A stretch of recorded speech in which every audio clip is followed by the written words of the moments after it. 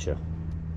Today I have a board that I'm excited to share with everybody. I was really excited to get this one in my collection for a couple reasons. You know, if you collect surfboards, eventually you come to the realization that you can't buy every vintage surfboard out there. You're eventually going to run out of room and money, or the average person will, at least.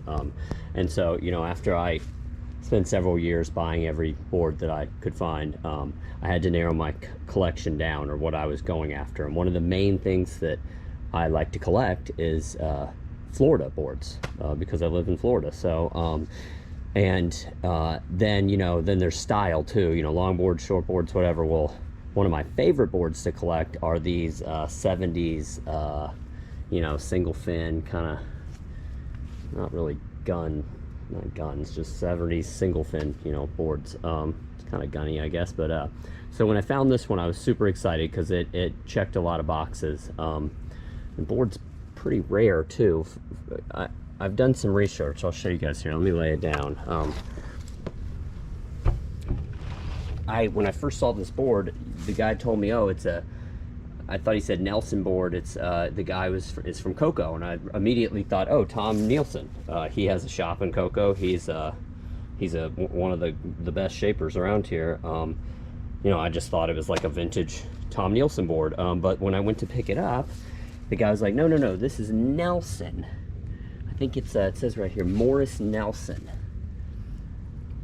And he didn't know too much about him. I mean, I had never heard of him. I read a little bit about him. Apparently, he was a glasser under the, I think the Carson Salick label. And he might have been, from what I understand, maybe one of the co-founders of the Cocoa Beach Surf Shop.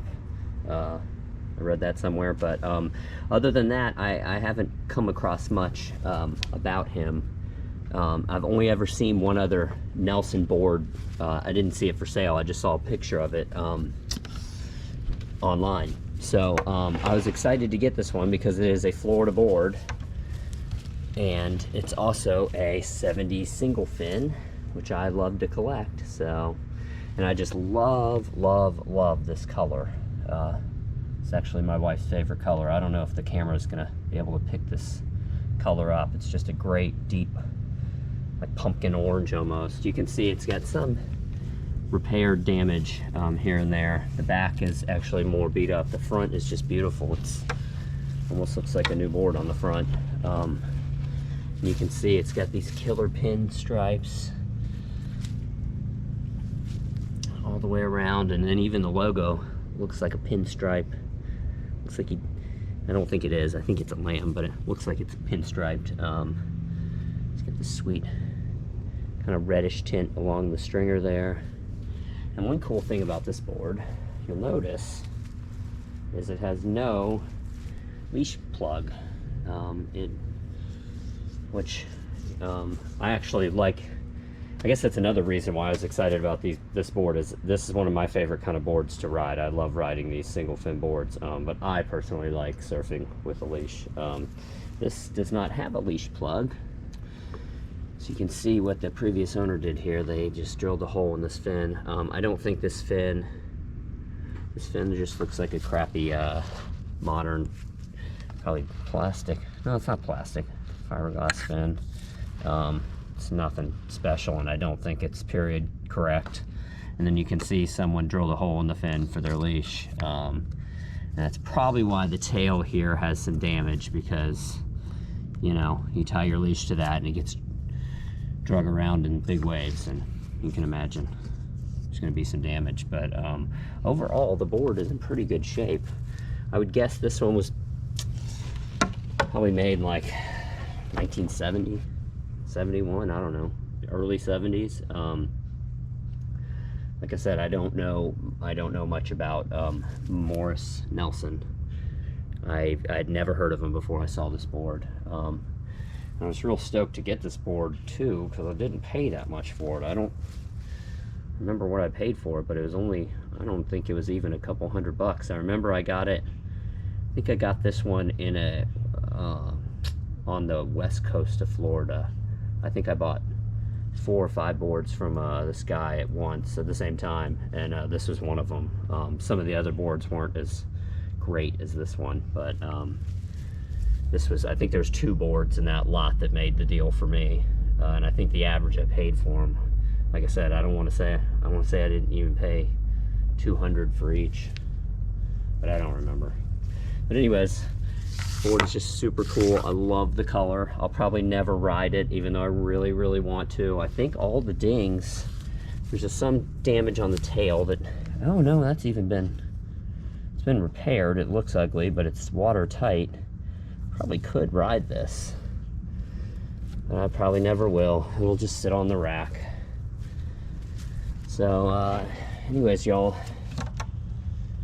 that's a super cool board. Let's see, I don't think there's any information on the stringer anywhere.